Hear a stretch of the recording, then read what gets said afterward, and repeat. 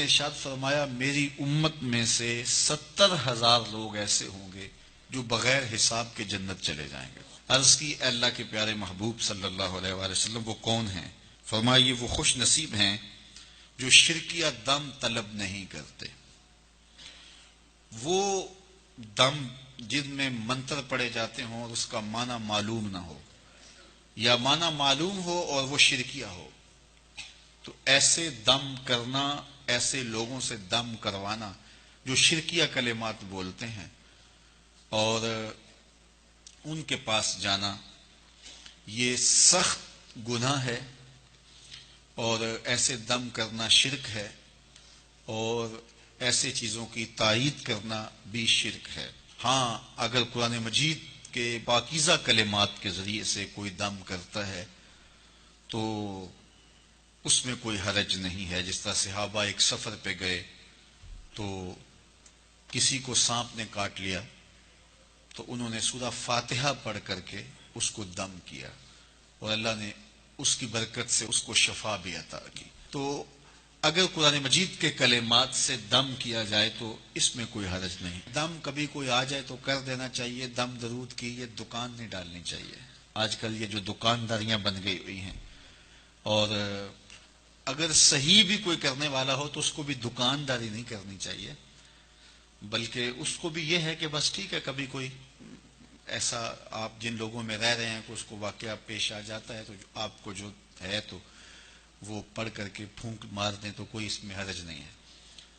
اور اس کے اور بھی طریقے ہیں، صرف دم پر ہی کر لیا جائے، دعا چھوڑ دی جائے،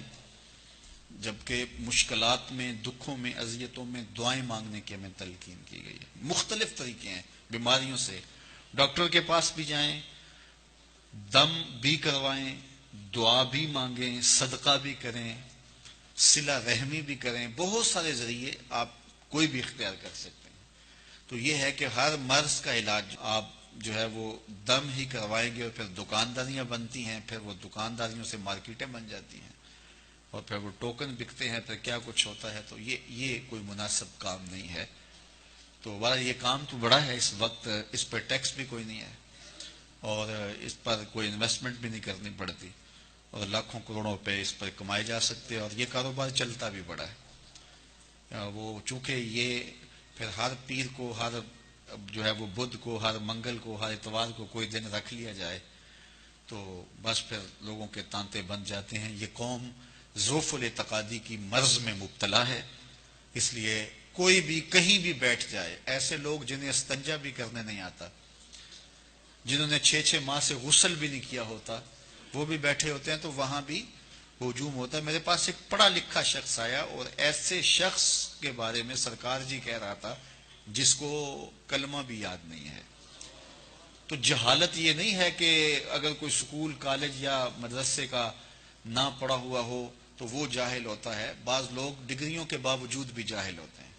شعور کی دولت یہ اللہ کی عطا ہے، جس کو چاہے عطا کرتا ہے۔ میں نے دیکھا بڑے بڑے پڑھے لکھے، سمجھدار، سنجیدہ متین، بعض اہم عہدوں پہ فائز المرام لوگ، لیکن وہ ایسے لوگوں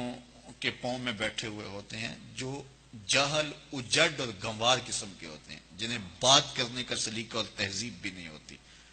جن کے بدن سے تعفن اور بدبو اٹھ رہی ہوتی ہے، 6 ماہ، سال نہائے نہیں ہوتے، تو وہاں جا کے بیٹھے ہوتے ہیں اور آسمان کے سمجھتے ہیں یہاں سے فیض ملا، یہاں سے گندگی اور غلاظت مل سکتی ہے، فیض نہیں مل سکتا۔ تو یہ جہالت ہے ہمارے معاشرے کے اندر، اور کچھ لوگ ڈرتے بولتے بھی نہیں پتہ نہیں کیا ہو جائے گا۔ جو اللہ کے رسول نے فرما دیا اس کے مقابلے میں کوئی بابا نہیں ہے، کوئی ملنگ نہیں ہے، اور کبھی ہمیں آج تک ہوا ہی کچھ نہیں ہے۔ وہ ایک بندے نے کہا یہ تباہ ہو جائے گا، برباد ہو جائے گا، میں الحمدللہ ابھی بھی رسول اللہ کے دین کے گیت گا رہا ہوں۔ تو کچھ نہیں ہوتا، ان لوگوں کے جو ہے وہ مکر و فریب ہوتے ہیں۔ تو فرمایا کہ ایک تو یہ رقیہ نہیں لیتے، یہ جو شرکیہ کلمات سے بھرے ہوئے دم ہوتے ہیں، ایک تو فرمایا وہ نہیں لیتے، یہ جو 70,000 لوگ ہیں جو بغیر حساب کے جنت میں جائیں گے۔ اور دوسرا فرمایا اور یہ وہ خوش نصیب لوگ ہیں جو بدشگونی اختیار نہیں کرتے، اور فرمایا کہ وہ داغ بھی نہیں لگواتے، بدن کے مختلف حصوں پہ مختلف داغ لگوا لیتے ہیں، فرمایا ایسا بھی نہیں کرتے، اور وہ اپنے رب پر ہی بھروسہ کرتے ہیں، اپنے رب پر ہی توکل کرتے ہیں۔